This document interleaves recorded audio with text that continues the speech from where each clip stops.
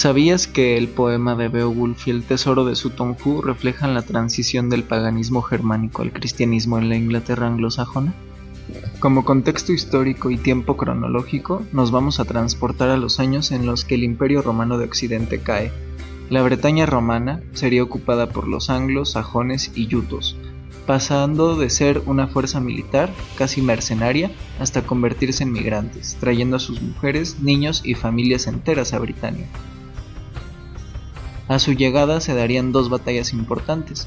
La primera fue la batalla del Monte Badon, entre el 490 y 517.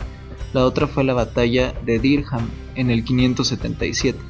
En la primera los britanos ganarían siendo comandados por Ambrosio Aureliano, el rey Arturo histórico, y en la segunda ganarían los germanos, convirtiéndose en la hegemonía de la isla. Además de viajar con sus familias y costumbres, también lo harían con su religión. Los germanos practicaban el paganismo del norte, regido por sus dioses principales, Wotan, Tyr, Tunor y Frigg. Veremos rastros de este paganismo en el entierro de Suttung-Hoo y el poema épico de Beowulf.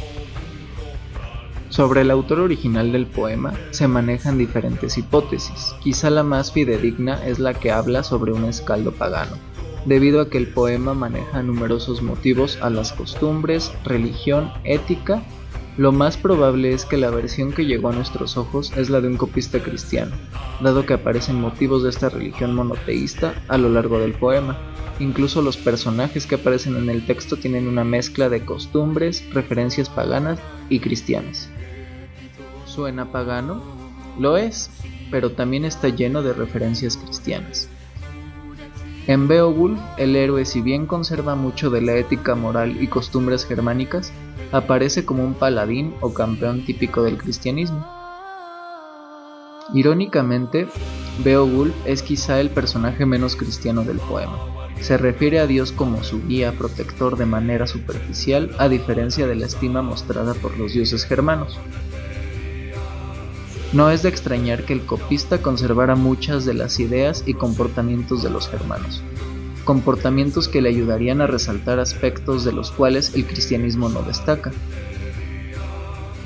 El feudalismo, el ideal de caballero y costumbres de bien entrada la Edad Media encuentran su origen en el mundo germánico. Beowulf es un caballero de la armadura reluciente, fuerte, justo, recto y valiente.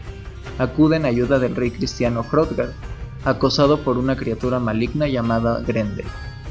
Beowulf acude como caballero andante en busca de aventura, riquezas y hacer el bien. Hrothgar es quizá el personaje más cristiano de la obra.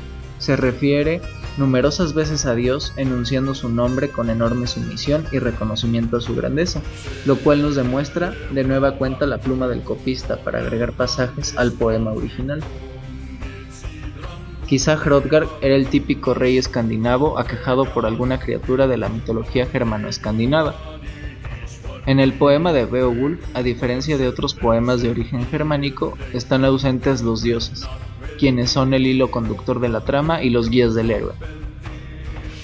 Otro de los personajes es Wiglaf, quien en el poema cobra protagonismo cuando el dragón asola el reino Gauta. El origen de este personaje es incierto. En algunas fuentes aparece como un simple guerrero leal a Beowulf. En otras versiones aparece emparentado con él, ya que se dice que es su primo o sobrino. Lo más importante de Wiglaf es que es el único guerrero que no huye despavorido cuando el dragón se muestra ante Beowulf y el resto de los guerreros. Y no solo eso, lucha codo a codo con el rey Gauta para vencer al dragón. El dragón termina muriendo a manos de Beowulf, no sin antes de que la bestia escupe fuego le propine un mordisco en el cuello y termine intoxicando su sangre y cuerpo con ponzoña ardiente. Wiglaf permanece al lado de Beowulf en sus últimos momentos, y es quien da la noticia de su muerte. Wiglaf es el ejemplo de honor, valor y fidelidad muy presentes en la ética moral medieval, teniendo raíces en la cultura germánica. Es también el ejemplo de guerrero común cristiano, el cual puede ascender en la vida por designio de Dios, gracias a su obediencia y fidelidad. El dragón en muchas historias bíblicas, como en el Apocalipsis, es la representación del maligno. Curiosamente es quien le pone fin a Beowulf. Sin embargo, el héroe lo asesina antes de morir. Es la alegoría del sacrificio de Dios para salvar a la humanidad. En el caso del poema, la muerte del dragón simboliza la salvación del pueblo Gauta, que estaba a punto de ser arrasado y calcinado por el dragón. Esta bestia refleja la avaricia y comúnmente en la tradición germánica aparece cuidando un tesoro. El texto hace referencia a criaturas marinas como sierpes y reptiles, siendo permanencia de las costumbres germánicas. Las serpientes marinas son una constante en los mitos. Jormungandr, uno de los hijos de Loki, es una serpiente gigantesca, la cual nunca deja de crecer. Estaba destinada a terminar con la vida del dios Thor en el Ragnarok. Las bestias marinas a las que se enfrenta el héroe Gauta son la progenie de Jormungandr y son una muestra del mal muy similar al ideal cristiano. Grendel aparece retratado como una especie de ogro come humanos, quien odia el ruido que hacen en las celebraciones en el palacio de Hrothgar, sobre todo las que son en nombre de Dios. Grendel es la interpretación que le dieron los cristianos a personajes de la mitología del norte de Europa, demonizándolos. Se nota el paralelismo con la lucha de Beowulf, donde Grendel, al perder el brazo y vivir derrotado, vuelve con su madre a su madriguera subacuática, similar a la lucha del arcángel Miguel con Lucifer y su expulsión al infierno. La madre de Grendel recuerda a las ogresas del norte de Europa, parecidas a las brujas y sus hechizos. La pluma cristiana cambia la historia.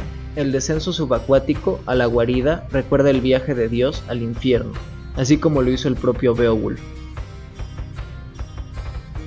A lo largo del poema encontramos reminiscencias al mundo y cultura germánica precristiana, como la importancia de los tesoros, los juramentos, la riqueza, el amor y apego a las armas, la fidelidad al rey o noble. Incluso encontramos el tan famoso funeral vikingo, lo cual nos demuestra la importancia que aún tenía el pasado pagano en la Inglaterra anglosajona, así como en otros lugares del norte de Europa. Y justo ahí entra Sutton Hoo, una tumba real descubierta en 1939, con un barco completo enterrado bajo tierra, hallado accidentalmente por Basil Brown.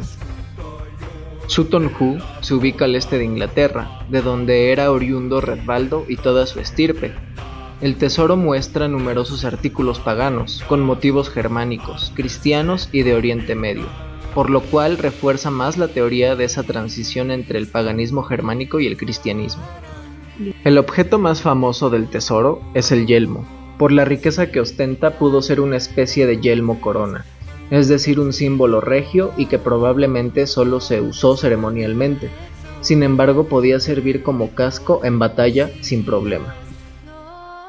Al restaurarlo y hacerle numerosos estudios, se ha encontrado que estaba decorado con motivos iguales a los de las placas de Torslunda, en Suecia, y similar a los cascos hallados a lo largo de Escandinavia en la famosa era de Vendel. Las placas tienen a los danzantes de lanzas, a un jinete arremetiendo o pisoteando a un rival con un cuervo o águila sobrevolándolo. Dichos motivos se tiene la hipótesis que representan al dios Odín. Presenta una especie de cejas y de nariz que representan a un dragón con las alas abiertas. El dragón no tiene un ojo, otro atributo del dios encapuchado. Otra cosa que llama la atención es la máscara que presenta el yelmo. Es una máscara protectora, que está unida al yelmo y presenta un rostro con un bigote y una barba. En el poema de Beowulf quizá encontramos una mención a este casco, ya que se menciona un yelmo con visera.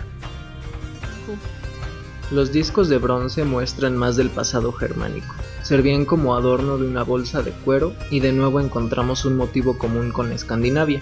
Encontramos al hombre siendo devorado por lobos u osos, o al maestro de las bestias, un motivo artístico muy común en el arte antiguo de los pueblos indoeuropeos. El lobo, los osos y el cuervo son símbolos muy empleados en el paganismo germánico, lo cual nos lleva a los otros adornos de metal encontrados, como el cuervo o águila, similar al águila visigoda, que iba empotrada en el escudo redondo, encontrado en la tumba, así como otro dragón. Encontramos una lanza que llevaba como una especie de pendón o bandera, un hacha martillo, una cota de malla, un cetro con un ciervo y una espada típica de la era de Vendel, que más tarde sería empleada por los pueblos anglosajones, francos y escandinavos. Encontraron unas piezas y un tablero similar al ajedrez o al nefatafel escandinavo. por lo cual nos habla de una estratega, algo que un rey sin duda debía tener como cualidad. Se hallaron los restos de una lira, lo cual también nos habla de la posible habilidad escáldica de la persona sepultada. Probablemente se trate de un rey poeta, el cual gustaba de la música y de las buenas historias, basadas en batallas y aventuras. Los objetos cristianos hallados en la tumba son pocos en comparación a los paganos. Únicamente se encontraron 2 cucharas de plata de Bizancio. Una de las cucharas lleva el nombre del apóstol Pablo, en latín Paulus, así como Saulo, Saulos. Se cree que las cucharas podrían haber sido más y harían juego con el cuenco de plata que estaba encima de ellas. Posiblemente formarían parte de un regalo bautismal de la persona sepultada. Podemos concluir por 2 formas de arte, el poema de Beowulf y el tesoro de Suttung-hoo, cómo el mundo romano se desmoronó y cómo los pueblos germánicos moldearían y tomarían las riendas del mundo conocido, acoplando a sus formas lo ya existente, muchas veces manteniendo su fuerte religión contra una impuesta por ese orden, orillándolos a abrazar esa religión si querían sobrevivir en un mundo tan salvaje y violento. Mantendrían de algún modo su identidad. Precisamente todo lo que representa Europa y su influencia es el resultado de esa mezcla o sincretismo, de lo pagano y lo cristiano. Como consecuencia, nosotros somos resultado de todo eso.